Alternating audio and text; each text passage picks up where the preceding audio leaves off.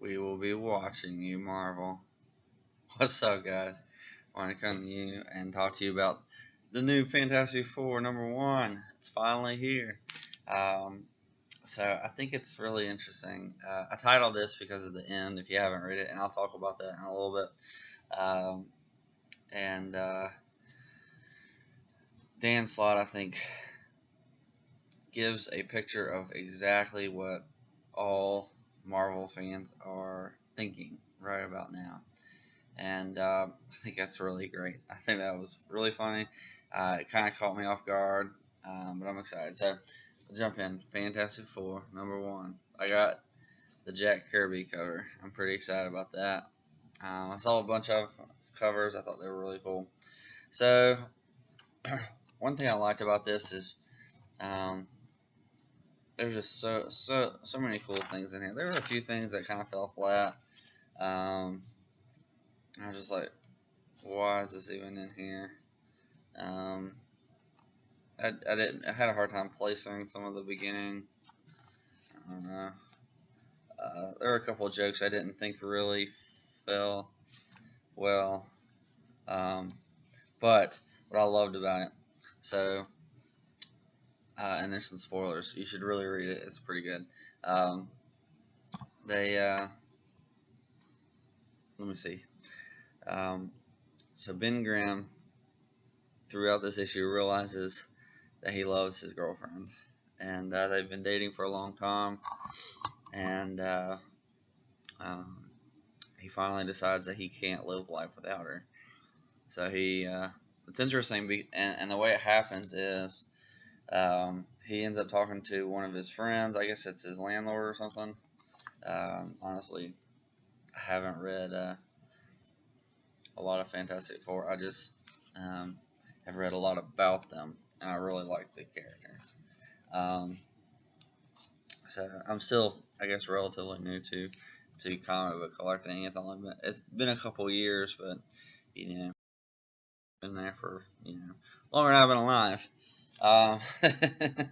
So some people grew up on it, and but anyways, so one thing I didn't really care for the singing aspect with Johnny Storm. That was kind of weird. But I was like, whatever, not a huge deal. Anyways, Ben Grimm ends up talking to his friend, and so they end up going into his house and looking through a box, and Ben talks about a story that happened with the Fantastic Four, and that story, it's really cool, kind of to see the Fantastic Four and how they interact together, and so that was really fun. So some people will criticize the book for not having the Fantastic Four, and Dan Slott talks about that, and I'll get to it. There goes my Dan Slott talks about that, which is really shocking, and I'll talk about that in a minute. So he gives this long story, and he realizes that he wants to be with his girlfriend, that he wants to marry her. And so he goes through this whole thing and proposes, and then they talk to Johnny Storm, who is still grief-stricken and really thinks that Reed Richards needs to be the best man. And they get into a little bit of a fight with words about all that, and then suddenly at the very end, a giant four shows up, proving that they are alive. Let's see if I can find it. There it is. Boom. A giant four. So that's really cool. And then lastly, there's a little story about Doom, and he's back, and I love it. DC recently made a move to make Lex Luthor a villain again. Beautiful. It's been so much better. And now Doom is going through that same process, and I'm like, thank God. It's about time that we had these guys as villains again. I never understood why Doom would want to be Iron Man. Never made sense to me. It would have been interesting if they had him team up and they had a different Fantastic Four. That'd have been one thing. Uh, but which leads me to my second point is Chip Zdarsky nails this series. It is beautiful.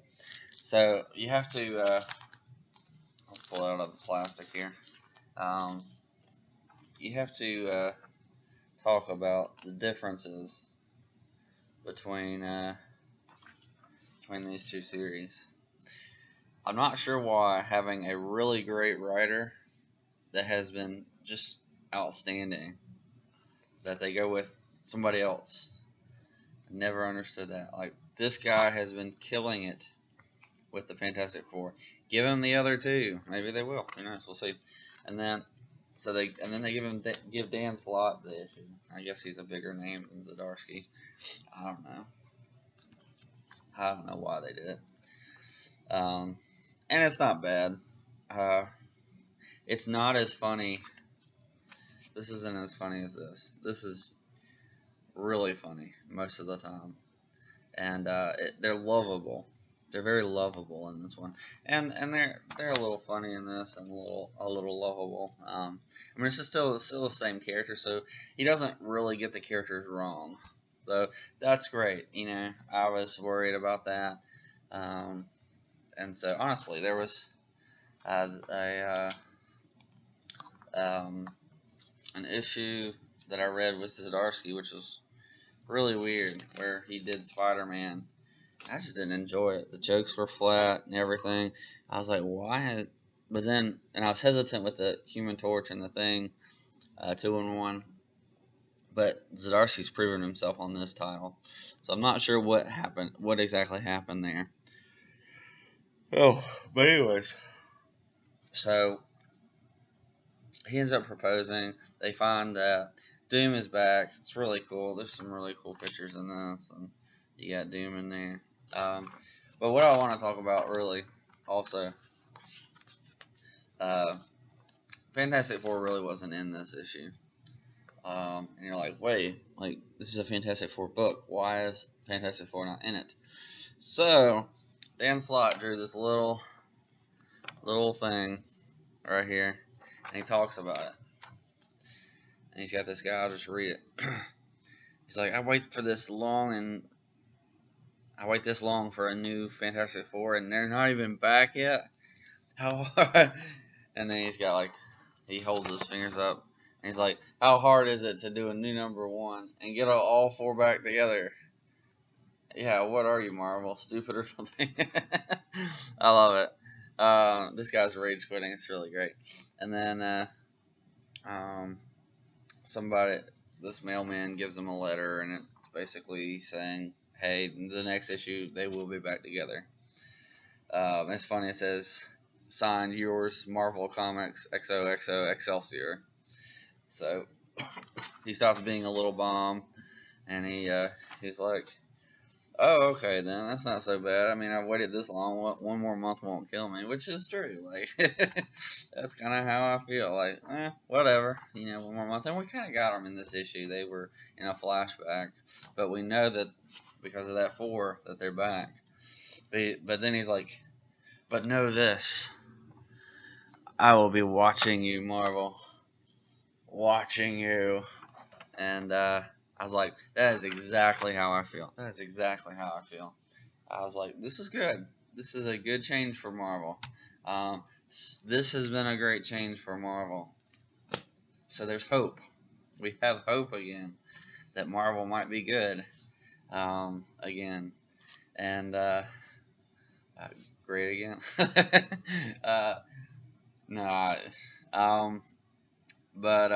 Yeah, so it's just, this was refreshing, and it's really refreshing to have a good issue of Marvel Comics. And we actually kind of had, you know, there's Reed Richards in the present, there's Sue Storm, so they're there, or Sue Richards, because I guess they're married. Mr. and Mrs. Fantastic are in there. I also like that some of the other characters that have been in the Fantastic Four were in this. So you got Lady Medusa, which I don't care anything about. Crystal, I don't know anything about. Luke Cage, which I really like. And then this lady, Jennifer Walters. I guess she's some kind of lawyer, whatever. Don't know anything about her. But what I do like is that you got all these guys seeing the four, and you have Medusa, and she's like, Valhalla, and you see a bunch of people in there and all. And I love this. This is great. Luke Cage is like, sweet Christmas. Like, let's go. Oh, it's really good. And this, I'm guessing this is supposed to be Stanley. And then, yeah. So, then they got the Johnny Storm's best friend. I don't know who he is. I don't care anything about him. He's like, oh yeah, or something like that.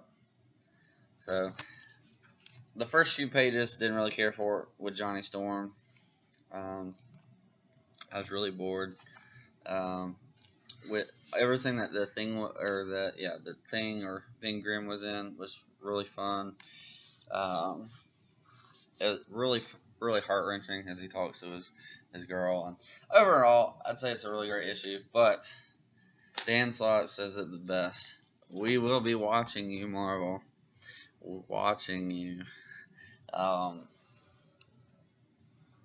You're on a short leash right now. I don't know, like, maybe Dan Slott was given a lot more freedom with this book because it's such an important book for Marvel right now. And if they can get this correct, like, maybe we can get some good comic books again. And yeah, so that'd be cool. I was disappointed I didn't get the variant cover of the Immortal Hulk. I'm sure somebody has it. I can probably get it somehow. This has got the old, it's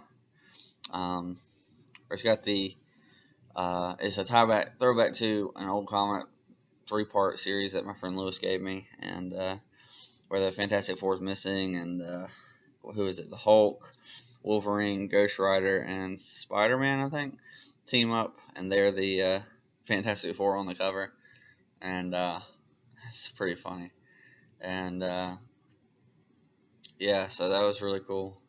And the variant for Immortal Hulk was that cast. It was a throwback to that comic, and so I kind of wanted that because I have the 3-part issue. But anyways, yeah. So that's my thoughts on that. Really great book, but we're watching, and the first sign of what happens to most of Marvel books, and I'm out. Like, I don't have any real ties to this, even though I love the characters. And it would be really sad if DC's Fantastic Four is better than Marvel's Fantastic Four. So, anyways, let me know what you think. Are you excited about this? I know one guy was talking to me, and I really enjoyed having that conversation with him in the comments. And but yeah,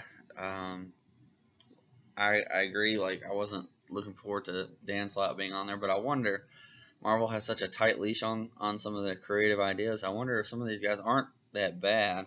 They just have to do some of these things that we don't like, or they get fired.